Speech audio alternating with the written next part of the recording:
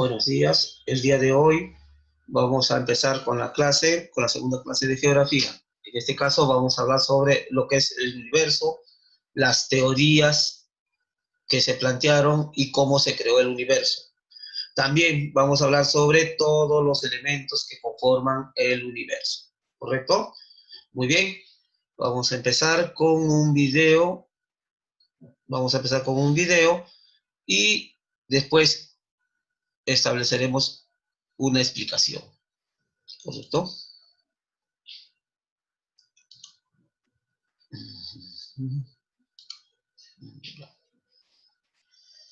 A ver, miren atentamente el video. Ya, por favor. Observen bien. Gracias.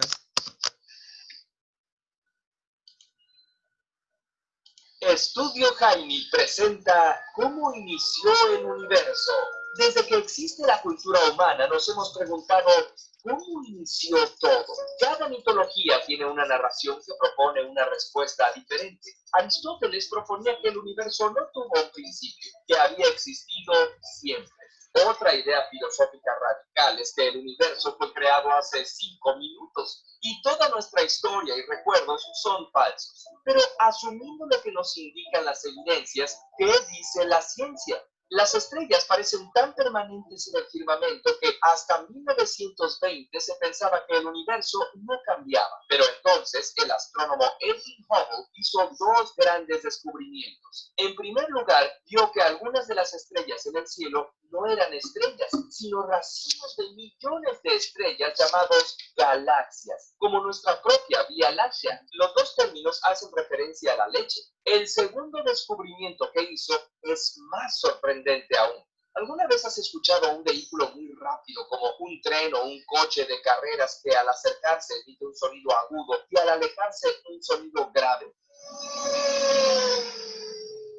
Esto sucede porque al ir tan rápido la fuente de sonido, las ondas se comprimen frente al vehículo y se distancian más detrás de él. Esto se llama efecto Doppler. Pero ¿esto qué tiene que ver con las galaxias, Javier? Pues que algo similar ocurre con la luz, Javier. Se comporta también como onda. Si un objeto se aleja rápidamente, su espectro electromagnético se correrá al rojo, ondas de menor frecuencia, mientras que si se acerca, se correrá al azul, ondas de mayor frecuencia. Hubble esperaba que algunas galaxias mantuvieran su distancia, otras se alejaran y otras se acercaran. Sin embargo, lo que descubrió analizando su luz es que la inmensa mayoría de las galaxias se corrían hacia el rojo, es decir, se estaban alejando de nosotros. Y más rápido, cuanto más lejos estaban. Esta es la ley de Hubble. Las galaxias que se alejan de nosotros a gran velocidad, ¿les habrán dicho algo malo de nosotros? La conclusión evidente es, si las galaxias se alejan unas de otras, significa que en un pasado estuvieron más cerca, y antes aún más cerca. Y quizá en un momento dado, toda la materia del universo estuvo ocupando el mismo lugar en el espacio. O sea, que el universo tuvo un principio hace unos 14,000 millones de años. A algunos científicos, como a Fred Hoyle, esto les sonaba arbitrario. Así que idearon una teoría llamada estado estacionario, en la que, para explicar la expansión, supusieron que en el universo constantemente se está creando materia, lo que mantiene su densidad constante y no hay necesidad de que tenga principio o final. Hoyle se burló de la teoría contraria y la llamó la teoría del gran boom o del Big Bang. Pero Robert Penrose y Stephen Hawking, usando la teoría de la relatividad y observaciones directas, demostraron en 1965 que el universo, el tiempo y el espacio sí habían tenido un principio. A ese punto del espacio-tiempo se le llama singularidad, una zona de densidad de energía infinita. La súbita expansión que vino justo después es el famoso Big Bang. Pero te preguntarás, ¿qué había antes de la singularidad? Verás, precisamente es eso lo que la hace singular. Imagina que en la Tierra caminas hacia el norte. Si caminas lo suficiente, llegarías al Polo Norte. Si te pido que camines más al norte, ¿a dónde irías? No es posible. En este sentido, el Polo Norte es singular. De la misma manera, no es posible preguntar qué había antes del principio. El tiempo mismo comenzó ahí. Gracias a la teoría de la relatividad de Einstein, sabemos que espacio y tiempo no son absolutos. No son una especie de telón de fondo sobre el que ocurran los eventos, sino que son dinámicos, relativos el uno al otro, y son deformados por la energía y la materia. Son definidos por el universo, no son independientes de él. Por eso, no tiene sentido hablar de un tiempo antes de que el universo se iniciara.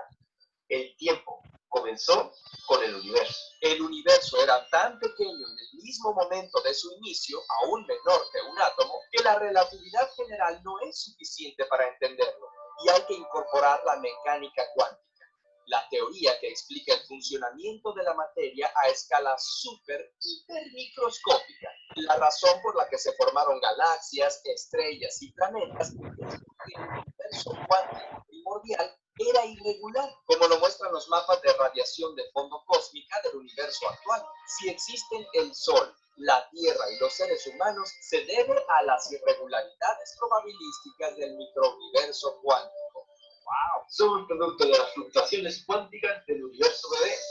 Aunque la teoría que acabamos de exponer es la más aceptada y responde a muchas cuestiones, aún quedan muchas preguntas por responder. ¿Por qué las galaxias más lejanas se alejan aún más rápido? ¿Hay algo que las empuja? ¿La energía oscura? ¿La expansión será eterna o el universo se colapsará? ¿Por qué el universo tiene estas leyes y no otras? Por cierto, antes de que Hubble hiciera sus observaciones, el belga Georges Lemaitre ya había hecho cálculos que apuntaban hacia la singularidad, a la que llamó huevo cósmico, y al Big Bang. Lemaitre era sacerdote católico. Curiosamente, como se habrán dado cuenta, para este episodio nos ha ayudado el físico Javier Santaolalla. Su canal de YouTube se llama Date un Blog. Visítalos y sorpréndete. Recuerda seguir a Curiosamente en redes sociales y suscríbete.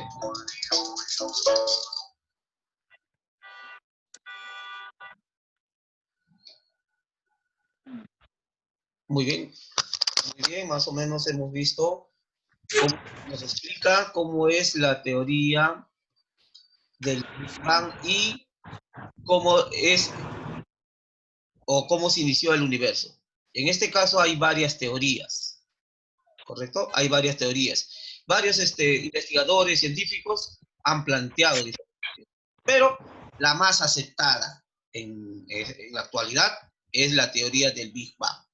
Todos coinciden en que esa teoría es la que más se acerca a la verdad.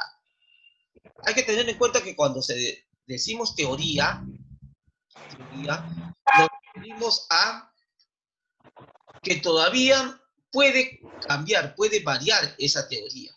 De repente acá a 50 años, 100 años, o no mucho tampoco, de repente al próximo año, de acá a 2 años, 3 años, 5 años, de repente esa teoría es desechada y nos dan otra explicación del universo. Y nos dicen que la teoría del Big Bang no es cierta, que mediante estudios, investigaciones, se plantean otra teoría. Por eso su nombre dice teoría, es decir, que no necesariamente se ajusta a, digamos, a la verdad. Puede variar Que no está comprobado. Puede variar con el tiempo, ¿correcto? Vamos a ver, porque algunos dicen que de repente posiblemente sea otro de los factores que se dé sobre el origen o la creación del universo.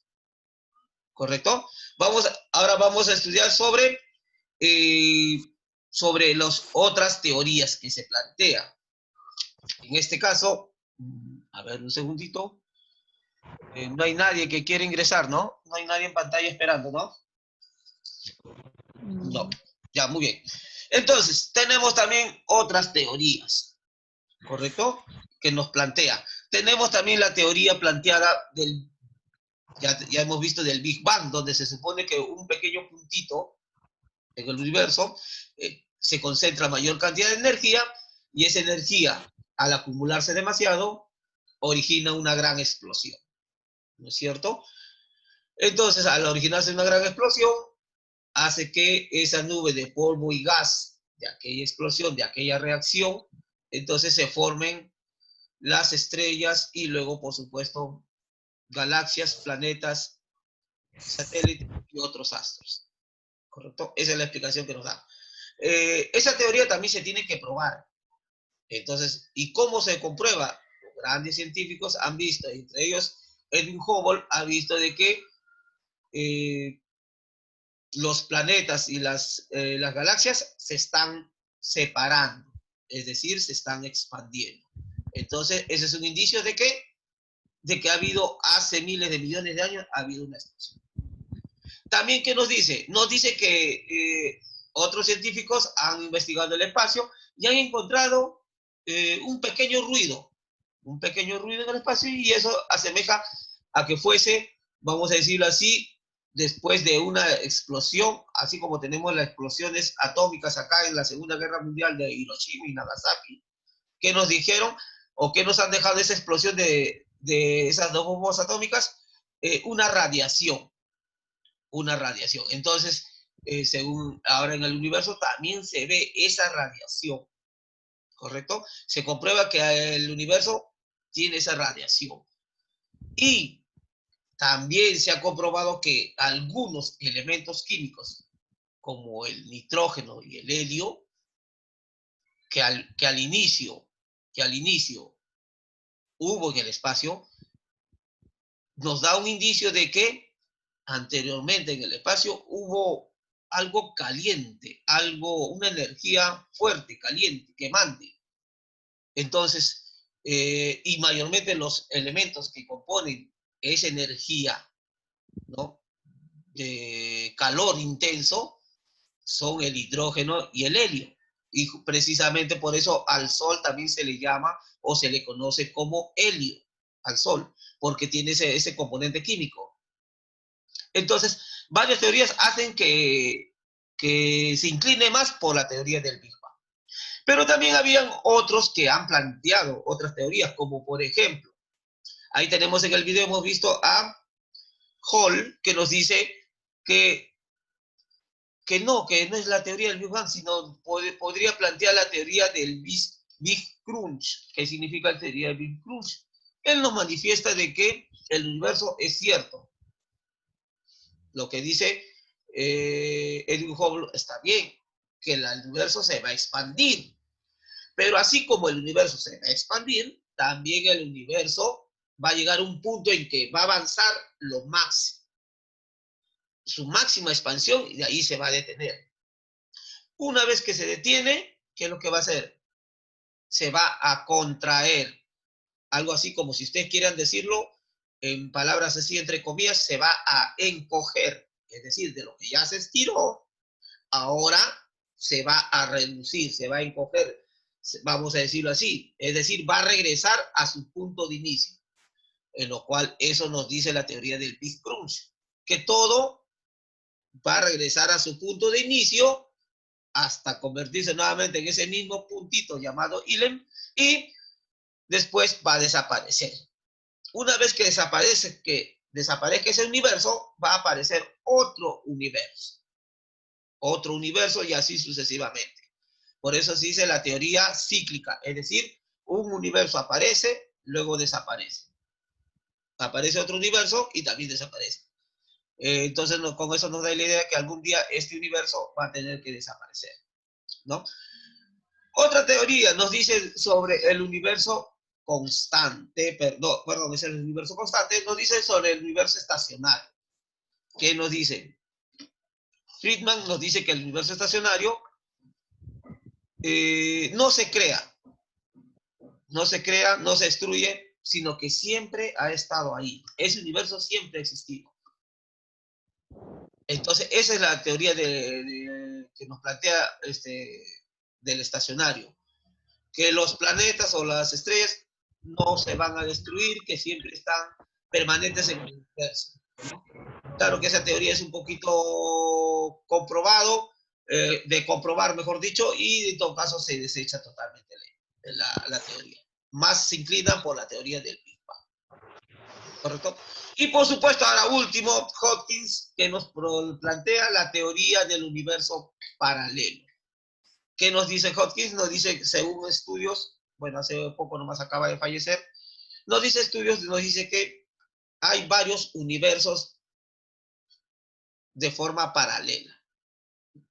Imaginemos la Tierra.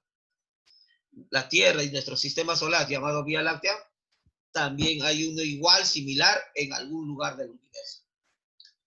Algunos se manifiestan que de repente, usted,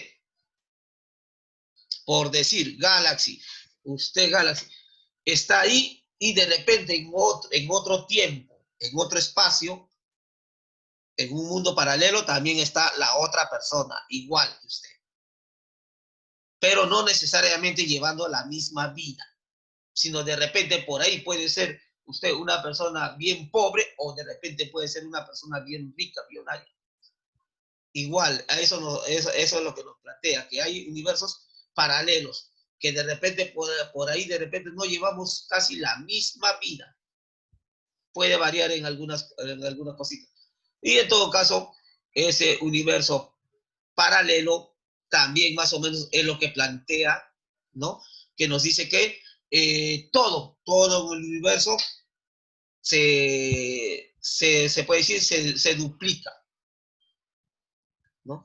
Entonces, bueno, todavía está para comprobar, todavía. Falta mucho todavía, ¿no? Falta mucho para comprobar, porque todavía nosotros recién estamos saliendo de nuestro sistema solar todavía.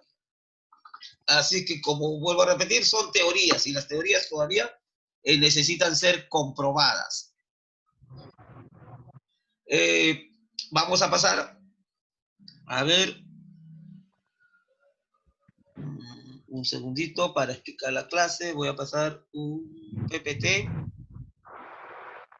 Hasta aquí, ¿alguna preguntita, por favor? Nada. Si no, para pasar el PPT. Ya. A ver. ¿Dónde está? A ver, un segundito.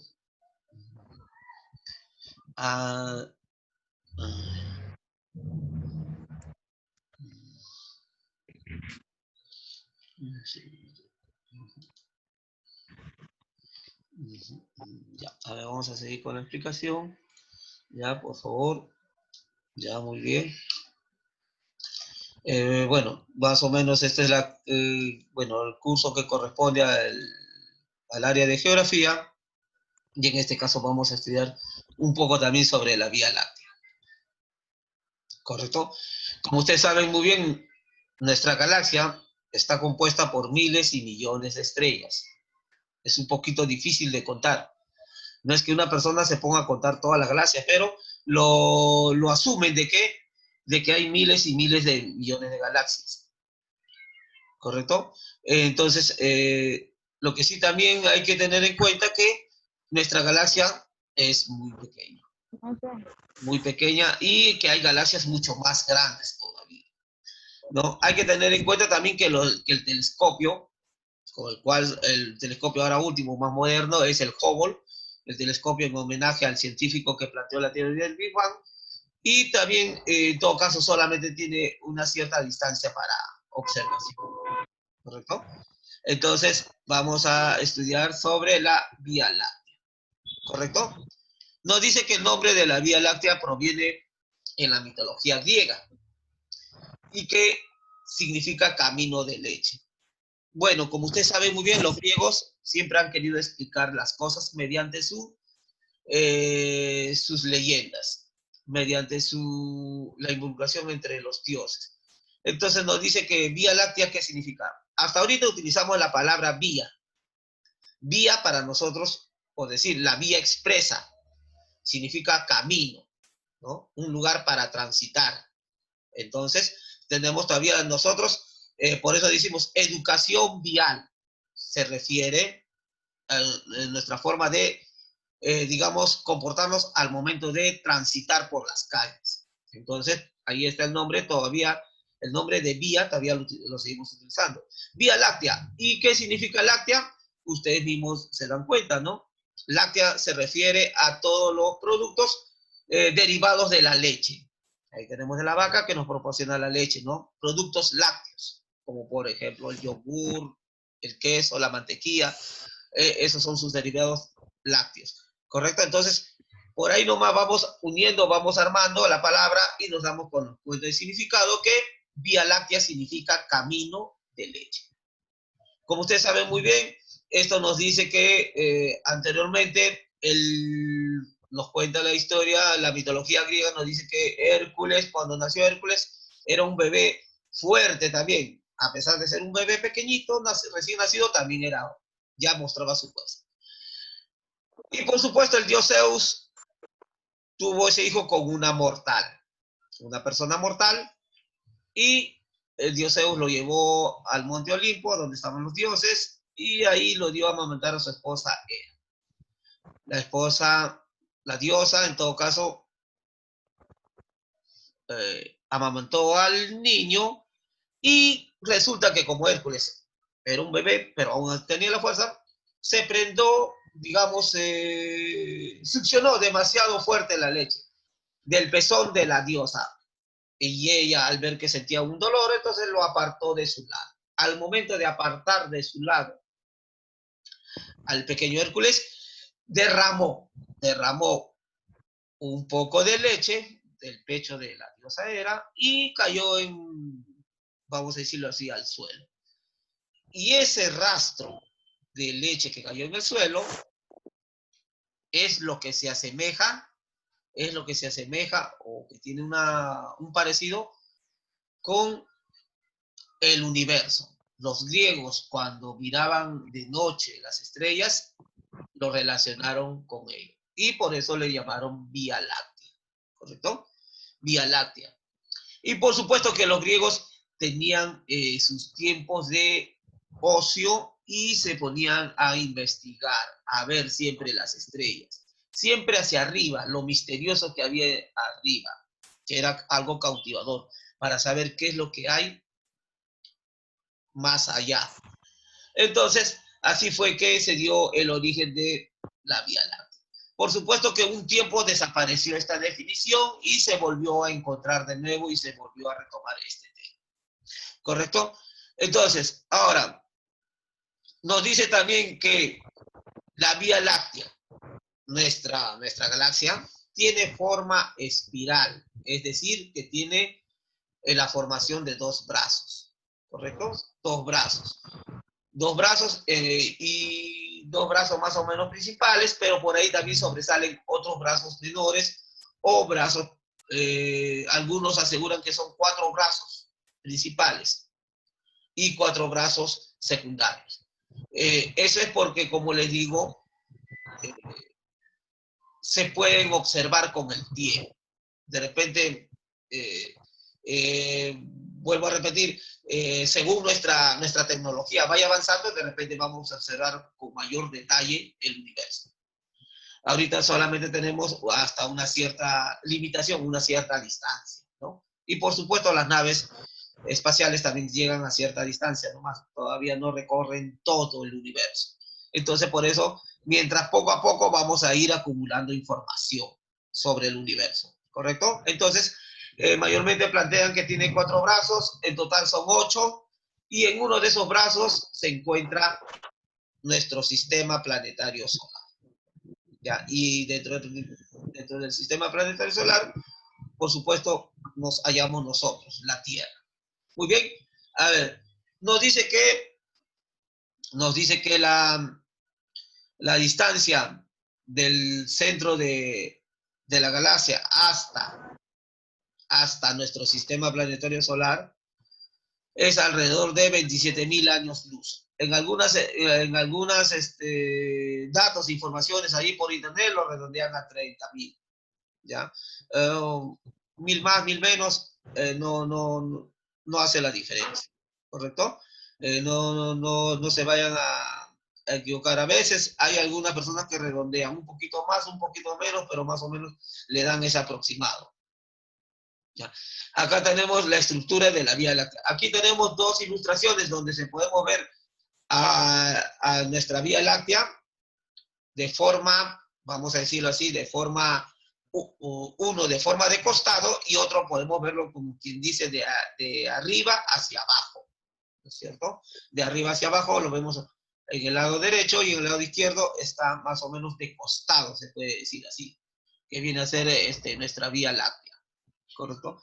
Y por supuesto, nos dice que tiene un promedio de 10.000 años luz.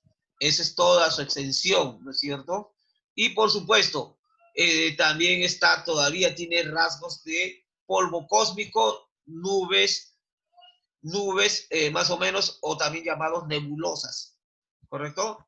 De aquella explosión todavía queda el rezago, todavía queda, vamos a decirlo, eh, todavía quedan rastros de aquella explosión del Big Bang, todavía queda. Entonces, nuestra Vía Láctea, por supuesto, es de clase, vuelvo a repetir, espiral, y por lo cual lleva muchos brazos. Algunos calculan. Muy bien. A ver, vamos a continuar. Entonces, a ver, como ustedes saben muy bien, el Sol nos dice que el Sol viene a ser una estrella. ¿Ya? Es una estrella que tiene luz propia. Por supuesto que también igualito que nuestra Vía Láctea, se formó de gas y polvo cósmico, con la diferencia de que ese gas se concentró en grandes cantidades en un solo lugar. Y con el paso del tiempo, se solidificó, pero su energía no desapareció, se mantuvo esa energía. Lo que sí se mantuvo, digamos, esa energía, y lo que sí, algunos rastros que no pudieron integrarse al Sol se quedaron alrededor del Sol. Pero con el tiempo se enfriaron. Esas rocas que estaban alrededor del Sol se enfriaron, formando los planetas, ¿correcto? O también puede ser planetas y satélites, asteroides, etcétera. ¿Correcto? Entonces nos dice que el Sol, vamos a decirlo así, es un cuerpo luminoso, ¿no es cierto? Que tiene luz propia. Ahora, por supuesto que también, vamos a decirlo así, que en su interior, en el núcleo del Sol, está concentrado la mayor cantidad de energía. ¿Correcto? ¿Algún día el Sol va a desaparecer? Sí, porque como, vamos a decirlo así, todo tiene un ciclo de vida. Nace, crece y muere, incluido el Sol. ¿Correcto? Incluido el Sol. También algún día va a desaparecer, y con eso también va a desaparecer nuestro sistema planetario solar y por lo tanto la Tierra. Pero para eso habrá que pasar miles miles de años todavía. En todo caso, ahora, las características del Sol nos dice que es el centro de nuestro sistema solar, ¿correcto? Y como la Tierra gira alrededor del Sol, entonces nosotros tenemos el día y la noche, ¿correcto? Y también, por supuesto, esa energía de luz y calor hace que se genere la vida acá en la Tierra. Si no, nosotros no existiríamos. Las plantas, animales tampoco, ¿correcto? Entonces, el Sol como generador de vida. Ahora, también por supuesto que el Sol,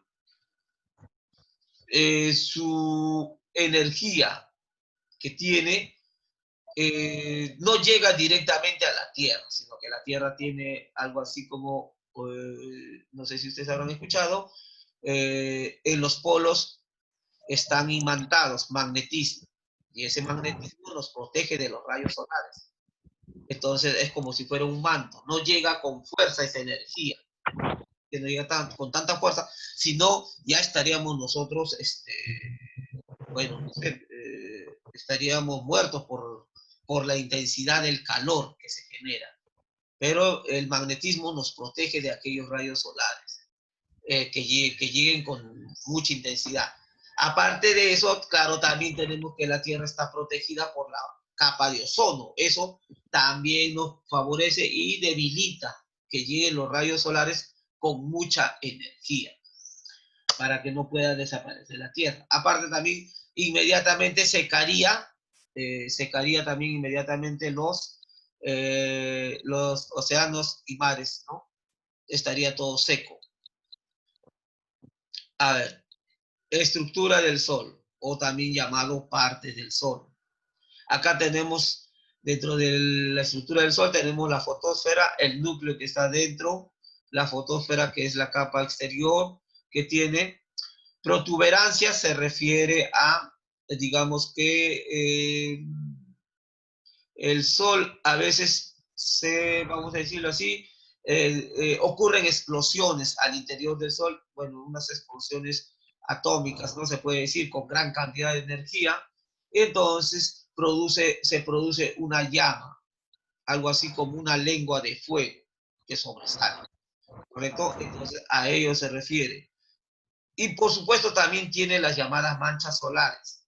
Las llamadas manchas solares se refiere a que en una parte de ello se pone todo, digamos, oscuro por un periodo de tiempo, como que se enfría esa pequeña partecita y genera ese tipo de manchas solares.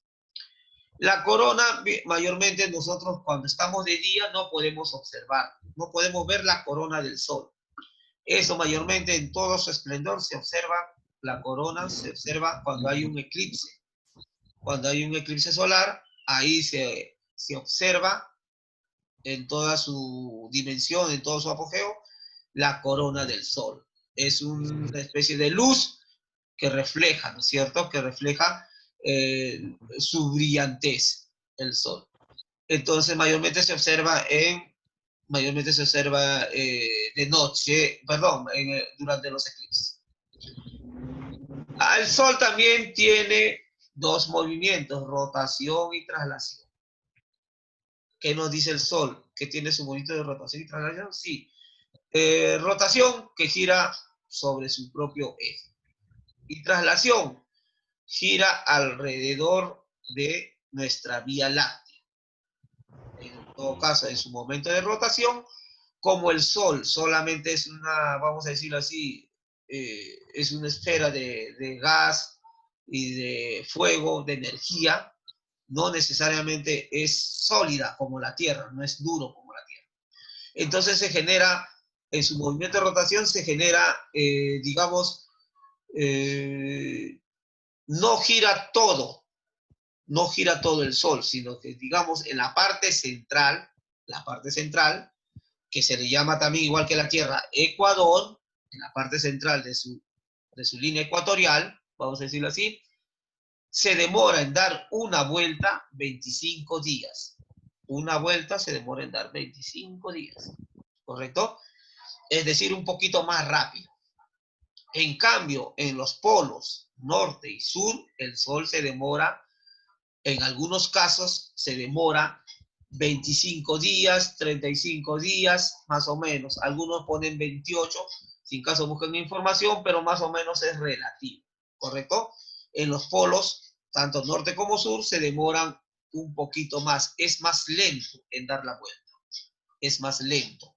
Entonces, no gira completamente como la Tierra, que todo gira un solo movimiento, sino que en el Sol se producen dos tipos de movimientos. En la parte central, en el Ecuador, 25 días.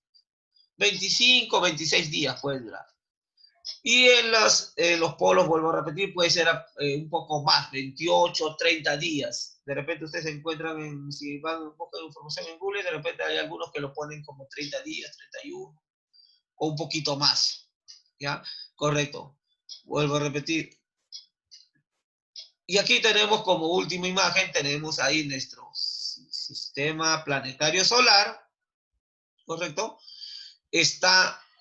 Está ubicado en uno de los brazos de nuestra galaxia, llamada Vía Láctea.